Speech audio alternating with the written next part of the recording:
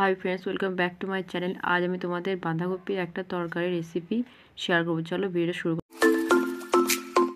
तो शीत तो चले एसेছে बाँधाकपिर विभिन्न रेसिपि सबाई शेयर करছে देखतेই পাচ্ছি। तो আমি আমার মতন ভাবে শেয়ার করলাম।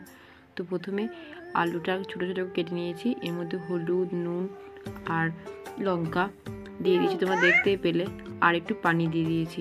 তো এটা ভালোভাবে সেদ্ধ করে নেব। তারপর এর মধ্যে দিয়ে দেবো আদা রসুন বাটা আর জিরে বাটা, তোমরা দেখতেই পেলে।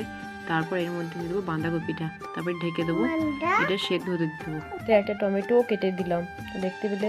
এবার ওটা সেদ্ধ হয়ে গেছে, কড়াইয়ে তেল দিলাম, এর মধ্যে পেঁয়াজ আর কাঁচা লঙ্কা দেবো। তারপর এটা একটু ভাজা ভাজা হয়ে গেলে তারপর কপিটা দিয়ে দেবো। এখানে গোটা জিরেও দিতে পারো, আমার কাছে ছিল না তাই দিতে পারিনি।